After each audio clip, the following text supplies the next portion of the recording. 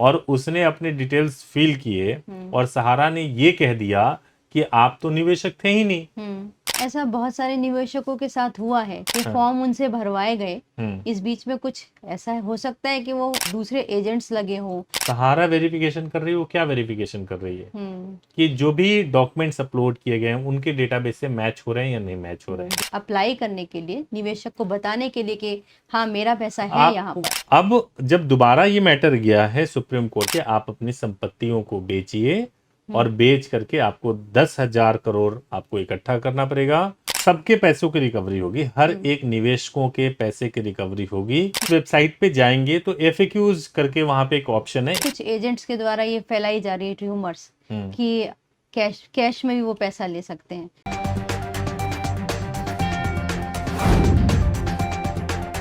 नमस्कार, India news में आपका स्वागत है।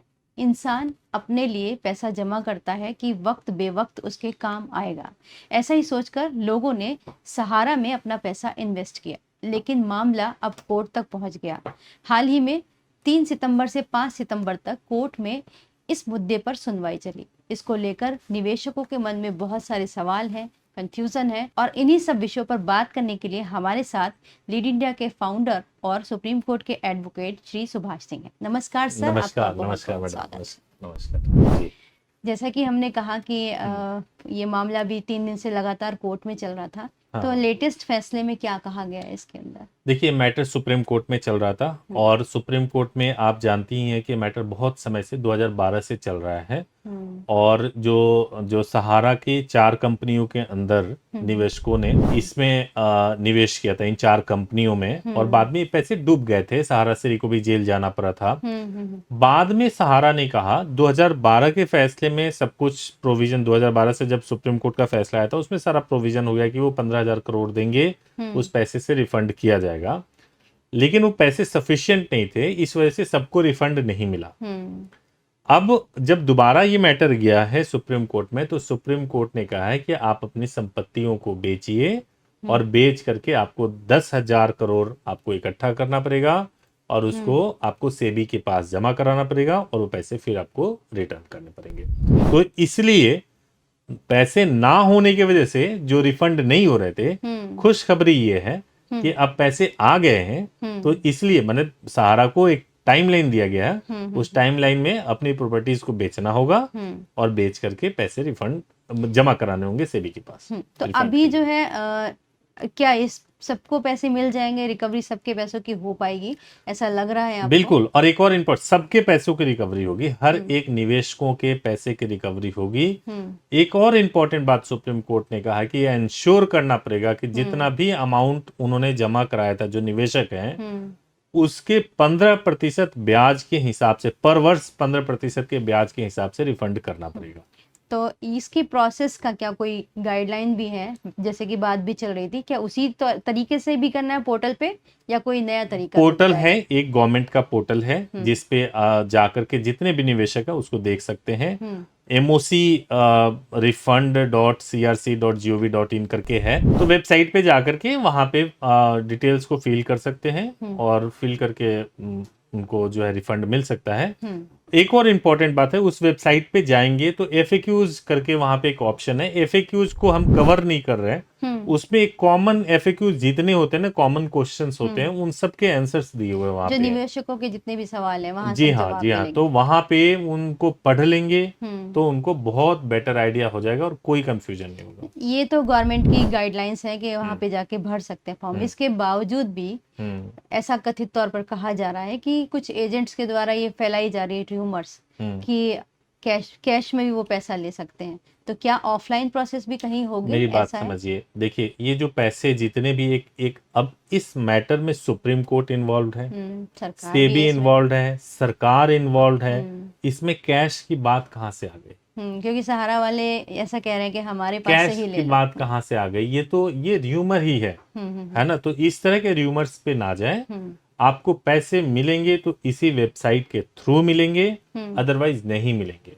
अच्छा, इसका एक प्रोसेस था कि लोग आवेदन करेंगे इस वेबसाइट पर, उसके बाद 45 दिन का समय लगेगा, वेरिफिकेशन होगा, तो उसके बाद पैसा उनके अकाउंट में जाएगा। तो वेरिफिकेशन करने वाली समिति तो सहारा की ही है।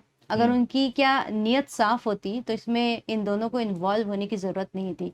तो क्या लगता है कि इतनी ट्रांसपेरेंसी रहेगी कि सबका पैसा मिल पाएगा वापस? बिल्कुल, देखिए जो सहारा वेरिफिकेशन कर रही है वो क्या वेरिफिकेशन कर रही है हुँ, कि जो भी डॉक्यूमेंट्स अपलोड किए गए हैं उनके डेटाबेस से मैच हो रहे हैं या नहीं मैच हो रहे हैं। कि कहीं फर्जी आवेदक तो कोई नहीं है। फर्जी आवेदक तो नहीं है। और आप ये ध्यान रखिए कि ये गवर्नमेंट की वेबसाइट पे हो रहा है और सब चीज गवर्नमेंट को मालूम है। हुँ, अगर मान लीजिए कि कोई एक इंडिविजुअल निवेशक हुँ, और उसने अपने डिटेल्स फिल किए और सहारा ने ये कह दिया कि आप तो निवेशक थे ही नहीं, हुँ, तो उसके पास पूरा राइट है ना सरकार से बात करने के लिए, कोर्ट में जाने के लिए। हुँ। उसके पास पूरा राइट है, वो कर सकता है। ऐसा बहुत सारे निवेशकों के साथ हुआ है कि फॉर्म उनसे भरवाए गए, इस बीच में कुछ ऐसा हो सकता है कि वो दूसरे एजेंट्स लगे हों या दलाल टाइप के भी लोग बीच में आ गए, अगर हाँ, उन्होंने भी फॉर्म भरवा लिए हैं लोगों के। अगर ऐसा किसी के साथ में भी हुआ है तो हमारे हेल्पलाइन नंबर पे कॉल करें 8800444555 पे, हम लोग गाइड करेंगे।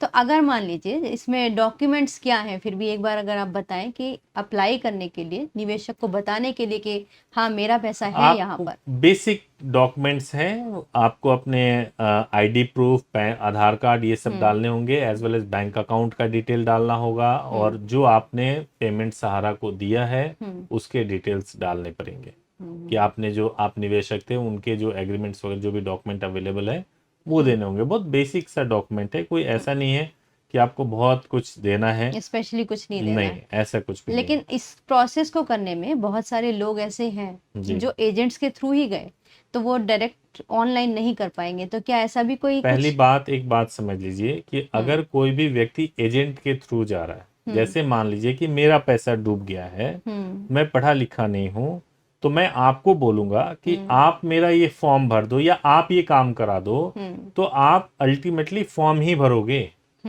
और वेबसाइट एड्रेस हमारे यहाँ से मिला लें, अपने घर में बच्चे तो होते ही हैं हाँ जी, पढ़े तो लिखे। फॉर्म ही भरना है। ठीक है। फॉर्म भर करके ही ये प्रोसेस होगा। एक आखिरी सवाल मैं ये जानना चाहूंगी जी। कि क्या गवर्नमेंट ने इसकी कोई टाइम लिमिटेशन भी रखी है कि इतने समय तक आवेदन कर सकते हैं, और अगर कोई छूट गया उस प्रोसेस से तो क्या वो? आवेदन करने का प्रोसेस पहले था जब ये शुरू हुआ था, अभी भी आवेदन कर सकते हैं। अगर कोई निवेशक छूटे हुए हैं तो अभी भी आवेदन कर सकते हैं, आवेदन करने में कोई दिक्कत नहीं है। दूसरी एक इम्पॉर्टेंट बात यह है कि अब पैसा जो आएगा, इसमें जो मेन जो हम बात कर रहे हैं वो ऑर्डर के ऊपर बात कर रहे हैं। तो ऑर्डर में एक सबसे खास बात बोला गया है कि जो आप प्रॉपर्टी बेचोगे वो 3 जस्टिस की बेंच थी, जिसमें जस्टिस संजीव खन्ना इसको हेड कर रहे थे, ऑनरेबल जस्टिस संजीव खन्ना। तो उन्होंने क्या कहा कि आप जब बेचोगे प्रॉपर्टी को तो सर्कल रेट से कम नहीं होना चाहिए। कम नहीं, सर्कल रेट पे नहीं बिकना चाहिए, उससे ज्यादा है जो बाजार रेट होता है उतने पे बेचना चाहिए। और अगर आपको सर्कल रेट से ज्यादा मिल नहीं रहा है तो आपको कोर्ट को बताना पड़ेगा। अच्छा, ताकि उसमें भी कोई घालमेल ना कोई कर सके, घालमेल ना हो क्योंकि सके। इनका पूरा प्लान तो इस तरीके का दिखाई दे रहा है कि वो नहीं चाहते कि वो किसी भी तरह सीबी को पैसा दें। नहीं, देना ही पड़ेगा ना, इसमें कोर्ट इन्वॉल्व है, देना ही पड़ेगा सहारा को। मतलब देखो, निवेशकों का 1 रुपया भी नहीं रखा जा सकता है, नहीं तो फिर जो भी उनके जो उनके हेयर्स होंगे, लीगल हेयर्स होंगे, फिर उनको जेल जाना पड़ेगा। हो सकता है है ना? क्योंकि फिलहाल तो 1000 करोड़ उन्होंने जमा कराया है कि इंस्टॉलमेंट के तौर पर, तो आगे भी इस पर हमारी नजर बनी रहेगी। जी जी हम अपने दर्शकों से कहना चाहेंगे, अगर कोई सवाल हो तो आप हमारे कमेंट बॉक्स में लिखकर पूछ सकते हैं। जी। आपने इस विषय पर क्लियर किया, ये जानकारी बताई, उसके लिए बहुत बहुत धन्यवाद। Thank you madam, Thank you so much. Thank you so much. इस वीडियो को लाइक करें, हमारे चैनल को सब्सक्राइब करें। हमारे वीडियो सबसे पहले देखने के लिए बेल आइकन प्रेस करना ना भूलें।